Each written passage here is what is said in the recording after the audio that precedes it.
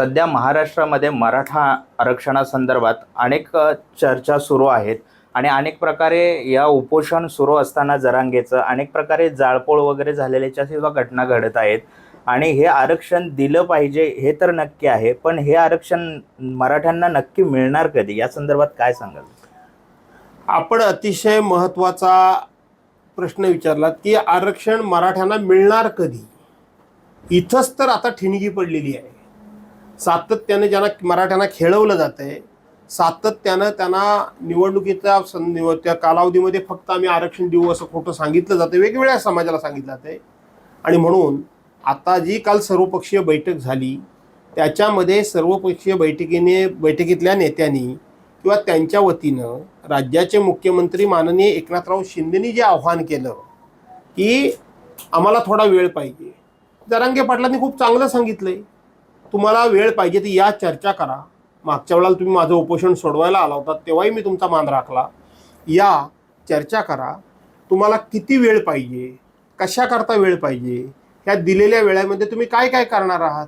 त्यामुळं तुम्ही जो प्रश्न विचारला तो त्याचं उत्तर हेच आहे की तुम्ही आरक्षण कधी देणार त्याचा आम्हाला निश्चित कार्यक्रम सांगा. त्याच्याकरता हा विषय टोकाचा आता झालेला आहे. अनेक वेळा देवेंद्र फडणवीस आहेत की जेव्हा आमच्या हातात सत्ता द्या आम्ही मराठा आरक्षण देऊ, असेही काही क्लिप आता व्हायरल होत आहेत. त्यावेळेस त्यांनी बोललेले, या संदर्भात काय सांगा? असं आहे की ओबीसी समाजाला आम्ही जे 27% निवडणुकांमध्ये आरक्षण होतं ते काढलं गेलं, ते मिळवून देऊ, माझी सत्ता आणा. धनगर समाजाला सांगितलं माझी सत्ता आणा, मी एक पहिल्या कॅबिनेटला तुम्हाला आरक्षण मिळवून देईन. मराठा समाजाला सांगितलं तुम्हाला टिकाऊ स्वरूपाचं आरक्षण मीच मिळवून देऊ शकतो, बाकी कोणी मिळवून देऊ शकत नाही. त्याचबरोबर धनगर समाजाचं आरक्षण आहे पण त्यांना ST मध्ये पाहिजे, ते ठीक आहे, ते सांगितलं. लिंगायत समाजाला सांगितलं. असं वेगवेगळ्या समाजांना सांगण्याचं काम देवेंद्र फडणवीसांनी केलेलं आहे. आणि सांगत असताना इतकं चांगल्या प्रकारे, इतकं अगदी गोड सांगायचं की त्या बाकीच्या लोकांना असं वाटतं की हाच एक माणूस काहीतरी करू शकेल. पण आता लोकांचा यांच्यावर विश्वास उडाला असल्यामुळंच हा राज्यामध्ये उद्रेक होतोय असं मला वाटतं. देशाचे पंतप्रधान आहेत नरेंद्र मोदी यांनी शिर्डीमध्ये येण्या अगोदर हे आंदोलन सुरू आहे, परंतु शिर्डीमध्ये आल्यानंतर त्यांनी मराठा समाजाबद्दल जे उपोषण सुरू आहे त्याबद्दल एक शब्द सुद्धा उच्चारलेला नाही. त्यामुळे मराठा समाजामध्ये अस्वस्थता दिसली एकंदरीत की बाबा ह्या देशाचा पंतप्रधान येतो आणि एक शब्द सुद्धा या संदर्भात उच्चारत नाही.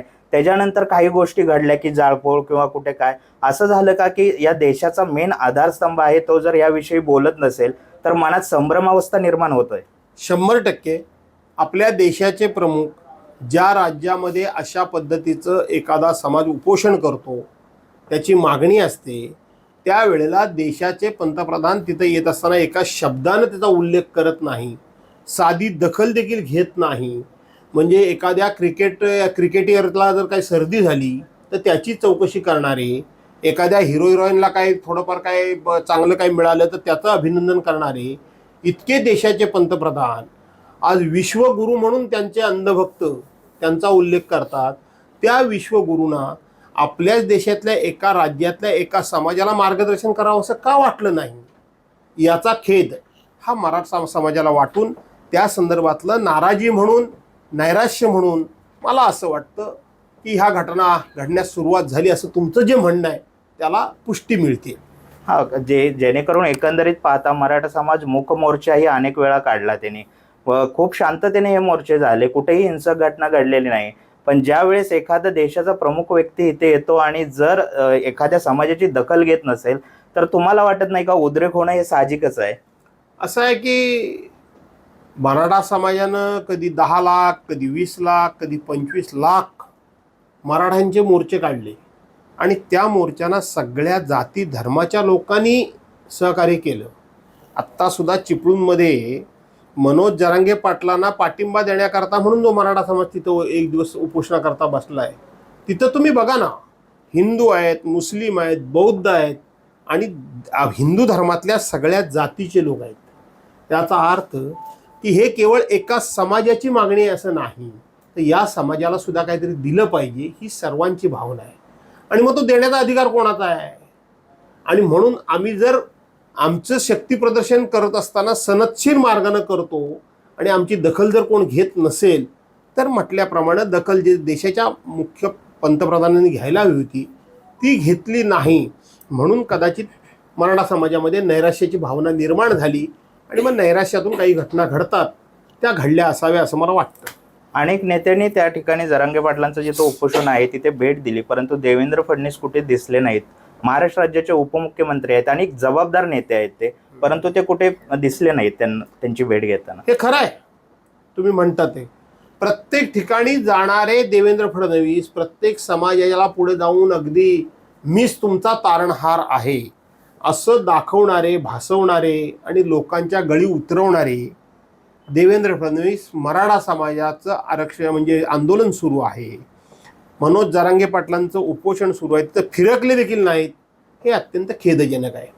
वरून गृहमंत्र्यांना काही आदेश दिलेले आहेत की गुन्हे दाखल करा किंवा केंद्रातून, की बाबा ज्या अशा घटना होत्या ते 307 कलम दाखल करा असं सांगितलं. काय मी देखील ते ऐकलं.